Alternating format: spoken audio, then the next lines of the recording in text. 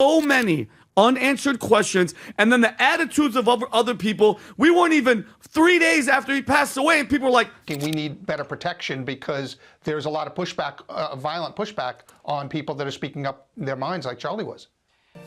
On a quiet September night in Utah, a 22-year-old apprentice pulled the trigger. Why did an ordinary young man assassinate Charlie Kirk? Personal hatred or something far darker? Let us find out today. Chapter 1: The Man Behind the Gun. Tyler James Robinson was born on April 16, 2003, and grew up in Washington, a city in southern Utah. On the surface, Robinson seemed like many other young men in small-town America. He was an electrical apprentice, enrolled in a 3-year program at Dixie Technical College, learning a trade that promised stability and decent wages. He had briefly attended Utah State University but dropped out early, suggesting he had not yet found his place in higher education. Friends and acquaintances described him as quiet, somewhat introverted, and not outwardly aggressive. So, how did a young man with such an ordinary background transform into the assassin of a national political figure? Beneath this normal exterior, Robinson carried deep frustrations with the political climate, frustrations that would eventually erupt in an act of deadly violence. Chapter 2: The Target. Charlie Kirk.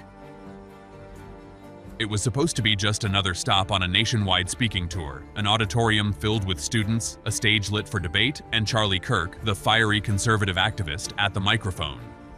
But on the evening of September 10, 2025, inside Utah Valley University, the routine was shattered into chaos. To understand why Robinson carried out his attack, one must look at his chosen target, Charlie Kirk, founder of Turning Point USA. Kirk was one of the most visible and controversial figures in American conservatism. He built a brand on fiery speeches, confrontational debates, and rallying young conservatives around issues of free markets, limited government, and cultural conservatism.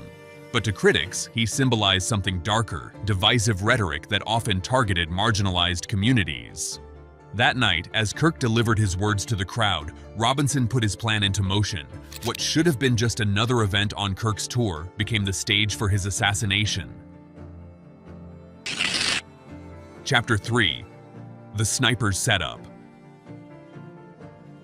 Robinson's attack was far from impulsive. It was a calculated assassination.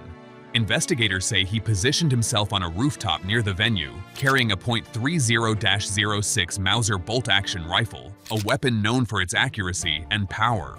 From nearly 350 feet away, Robinson had a clear line of sight to the stage where Kirk was speaking. Witnesses recall the sudden crack of gunfire followed by chaos in the audience as Kirk collapsed. Security rushed in, but it was too late. Kirk was fatally struck. The precision of the shot underscored the level of preparation Robinson had put into the attack. Chapter 4: The Manhunt. Following the assassination, law enforcement agencies launched a 33-hour manhunt for the shooter. With surveillance footage, forensic evidence, and tips from the public, authorities quickly identified Robinson as their suspect. His name and photos spread rapidly across news outlets and social media. The search stretched across Utah, and investigators tracked his movements with increasing urgency. Overall, it was Robinson's own family who played a pivotal role. His parents, realizing the gravity of the situation, cooperated with the authorities, leading to his arrest without resistance. The man who had evaded capture for a day and a half was finally in custody, and the nation turned its eyes to Utah.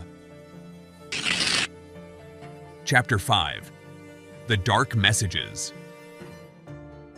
Robinson's motive became clearer when investigators examined his communications. In a text message to his roommate, he chillingly wrote, "Some hate can't be negotiated," adding that Charlie Kirk spreads too much hate. This pointed to a deep ideological opposition to Kirk's politics. The evidence didn't stop there. Underneath Robinson's computer keyboard, police discovered a note that read, "I had the opportunity to take out Charlie Kirk, and I'm going to take it."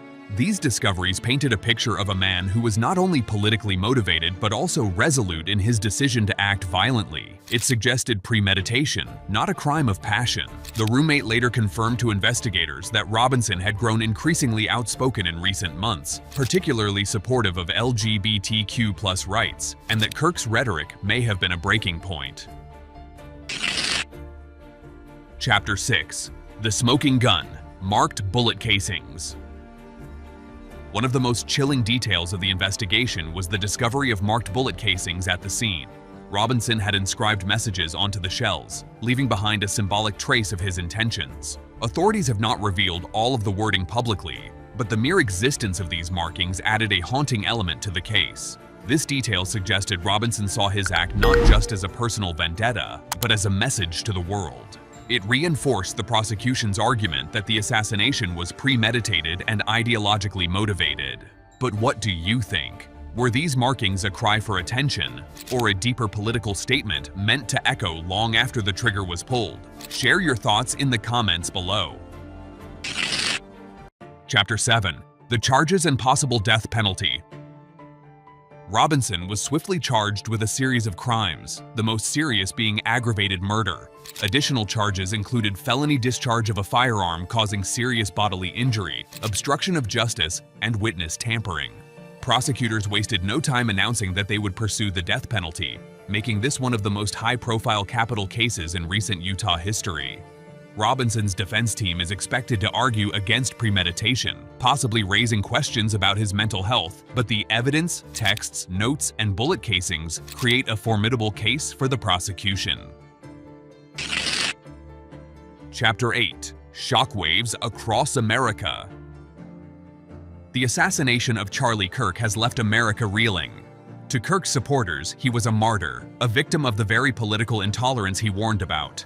Vigils and tributes poured in from conservative circles, framing his death as an attack on free speech and democracy. On the other hand, some students and critics of Kirk at Utah Valley University expressed complicated feelings, acknowledging the tragedy of the violence, but also noting that Kirk's rhetoric often inflamed divisions. The event has sparked a broader debate about political violence, polarization, and the risks faced by public figures in an era of heightened hostility.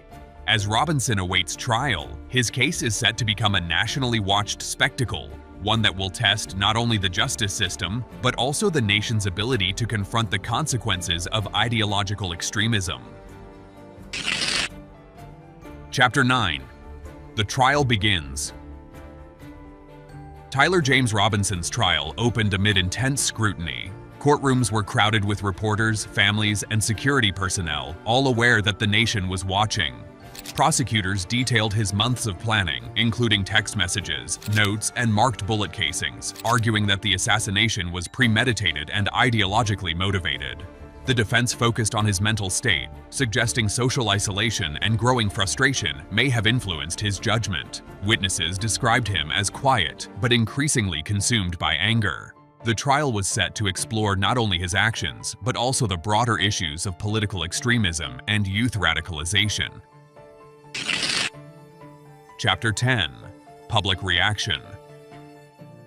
Across the country, reactions were divided. Social media erupted with debates over whether Robinson was a cold-blooded killer or a misguided vigilante. Politicians condemned the violence while urging calm, and universities hosted discussions on polarization and extremism. Psychologists highlighted warning signs of radicalization, emphasizing social isolation and online echo chambers. Citizens struggled to reconcile mourning a tragedy with reflecting on the societal factors that may have contributed. The event became a national mirror, forcing the public to confront how ideology can quietly escalate into violence. Chapter 11: Security and Fear. In the wake of the assassination, public events tightened security. Metal detectors, armed officers, and restricted access became standard. Families of Robinson and Kirk faced intense scrutiny while grappling with grief and accountability. Communities debated the balance between free speech and public safety, recognizing that extreme rhetoric could have real-world consequences. Experts warned of potential copycat acts, urging early intervention and monitoring of at-risk individuals. The nation, tense and introspective, began questioning how to prevent such acts while preserving democratic freedoms. Chapter 12: Reflection and Aftermath. Weeks after Robinson's arrest, memorials for Charlie Kirk continued, while discussions on political polarization, radicalization, and violence prevention gained momentum. Experts stressed mental health, civic education, and early warning systems. Robinson remained silent, leaving investigators and the public to piece together his motives. Society grappled with the reality that an ordinary young man could commit extraordinary violence. The case served as a stark reminder of the consequences of unchecked ideology and the urgent need for vigilance, reflection, and prevention across communities. The assassination leaves questions unanswered. Was Tyler Robinson driven by rage, ideology, or something deeper? As the trial unfolds, America wonders, could this violence happen again? And who decides the future? If you want to follow the latest updates on this case, don't forget to subscribe and stay informed.